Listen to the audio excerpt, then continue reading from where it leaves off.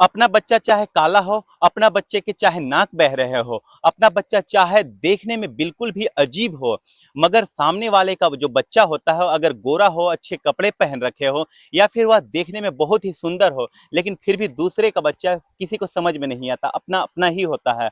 कहते हैं कि कैसा ही हो, काला हो गोरा हो, अपना अपना ही होता है। ठीक वैसे ही एक बुजुर्गों की कहावत है, दूसरों की थाली में हमेशा घी ज्यादा दिखती है। ठीक वैसे ही एक और कहावत है कि कहते हैं कि अपनी बीवी चाहे कितनी ही खूबसूरत हो, कितनी ही सुंदर हो, मगर बीवी दूसरी की ही अच्छी लगती है। हमेशा दूसरे को, बीवी को देख करके मन मचलने लगता है, प्रभावित होने लगता है, उससे बात करने का मन करता है। कुछ लोग तो हदों को भी पार कर जाते हैं। और आज की कहानी में कुछ ऐसा ही होता है। आज की कहानी में लोग हदों को ही पार कर जाते हैं, और वे लोग कोई ऐसे वैसे लोग नहीं होते, बल्कि सभ्य समाज के लोग होते हैं और बड़े घर के लोग होते हैं। वे लोग जो कॉलर को वाइट करके खड़ा करके जब चलते हैं, उन्हें लगता है कि वे सब समाज के वे व्यक्ति हैं, कि उनका मुकाबला अब किसी से नहीं है। जब यह बात जमाने के सामने आती है, जब यह बात लोगों को पता चलती है, तो वाकई इंसानियत भी शर्मसार हो उठती है। ऐसा लगता है कि दुनिया में कैसे कैसे प्रवृत्ति के, कैसे कैसे मानसिकता के लोग पड़े हुए हैं। क्या ये वैसा भी हो सकता है? आदाब, नमस्कार, सत श्री अकाल। मैं मनोज यादव, मेरा अभिवादन स्वीकार करें। आज की जो सच्ची घटना मैं आपको सुनाने जा रहा हूं, यह सच्ची घटना है केरल प्रदेश का एक जिला लगता है कोटायाम, और इसी जिले का एक इलाका लगता है कारुकाचल। दरअसल यहीं के रहने वाली एक सोनम होती है, सोनम नाम की लड़की होती है, जिसकी लगभग 2.5 साल पहले हिंदू रीति रिवाज से शादी होती है। लेकिन ये जो सोनम का परिवार होता है वह मिडिल फैमिली होता है, और इसकी शादी होती है एक हाई फैमिली में, एक उच्च श्रेणी के लोगों में। शुरुआत के दिन तो उसके बहुत ही अच्छे गुजरते हैं, क्योंकि यहाँ पर उसके रहन सहन के जो तौर तरीका होता है अब पिछले रहन के तौर तरीके से बिल्कुल बदल चुका होता है। बड़े बड़े होटलों में जाना, बड़े बड़े लोगों से मिलना, बड़े बड़े पार्टियों में शामिल होना। शुरुआत का जो दौर होता है पति के साथ उसकी बड़ी अच्छी ट्विनिंग रहती है। और मगर एक कमी हमेशा रहती है जो उसे हमेशा खलती है, उसका पति जो हमेशा उसके साथ अननेचुरल संबंध बनाया करता था, जो कि उसे बिल्कुल भी पसंद नहीं होता। नेचुरल संबंध बनाने के लिए वो हमेशा तैयार रहा करती थी, लेकिन अननेचुरल संबंध के लिए, जो ऐसे संबंध जो पाश्चात्य संस्कृति में एक आम बात है, ऐसे संबंध जब उसका पति उसका साथ मनाया करता था तो उसे बुरा लगा करता था। ये कई बात इस बात का विरोध भी किया करती थी, लेकिन पति होता है, लेकिन पति से कहां तक विरोध कर पाती। जिंदगी चलने लग जाती है और महीने दर महीने यूं ही गुजर रहे होते हैं, और ऐसे ही वह बड़ी बड़ी पार्टियों का हिस्सा भी बनने लग चुकी होती है। एक दिन एक पार्टी हो रही होती है, वह बड़े स्तर की पार्टी होती है। उसका पति कहता है कि मैं थोड़ा नशे में हूं, अगर हो सके तो आप फलना कमरे में पहुंचो, मैं आता हूं। अब होटल के उस एक कमरे में, निर्धारित कमरे में वह पहुंच जाती है और फिर अपने पति का इंतजार कर रही होती है, मगर पति नहीं आता, बल्कि उस कमरे में कोई और आता है। और जब यहाँ पर कोई अनजान चेहरा कोई इसके सामने दिखता तो वह फिर अपने पति को फोन करती है, यहाँ पर कोई और व्यक्ति है, तुम कहाँ पर रह गए, जल्दी से आओ, मेरे मन जो है वह घबरा रहा है, दम घुट रहा है, मुझे यहाँ पर परेशानी सी हो रही है। इसके बाद जो उसका पति होता है वह कहता है कि ये मेरे बहुत ही खास व्यक्ति है, इनका ख्याल रखना, और जो भी ये कहते हैं इनकी बात जरूर मानना, इन्हें किसी तरीके की कोई दिक्कत नहीं होनी चाहिए, मैं कुछ ही देर में आता हूँ, तुम्हें परेशान होने की बिल्कुल भी जरूरत नहीं है।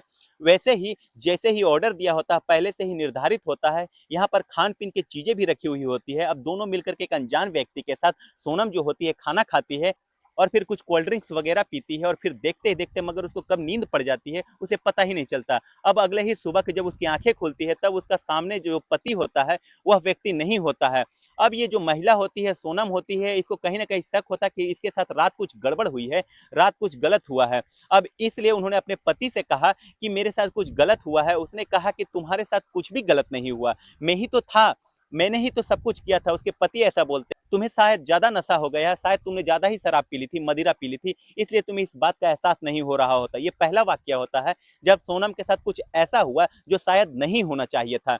पार्टियों के दौर फिर शुरू होते हैं, फिर सोनम की जिंदगी में एक ऐसा मौका आता है, फिर कोई व्यक्ति आता है, फिर कोई गलत कर जाता है। शुरुआत में उसे अटपटा लग रहा होता है, वह विरोध तो करती थी मगर खुल करके विरोध नहीं कर पाती थी। और फिर इन 2 सालों में लगभग 9-10 बार से ज्यादा बार इसके सामने ऐसे वाकये आए हुए होते हैं जो उसे दूसरे लोगों के साथ बाद भी वही सब करना पड़ रहा होता जो वह काम अपने पति के साथ किया करती थी। मगर एक दिन उसके अंदर का जो आत्मा होती है, एक दिन जो उसका अंदर का जो अमीर होता है वह जाग जाता है और फिर इस बात का वह खुल करके विरोध करने का फैसला करती है और वह कहती है कि अब जिंदगी में ना कभी ऐसा करना है और ना ही किसी को ऐसा करने देना है। और उसके बाद उसने गोपनीय रूप से पुलिस से संपर्क किया और पुलिस से संपर्क करने के बाद एक ऐसी जगह, एक ऐसी निर्धारित जगह उसने पुलिस को पहले से ही बता रखी थी जहां पर एक दो नहीं बल्कि 7 जोड़े पहले से ही मौजूद होते हैं।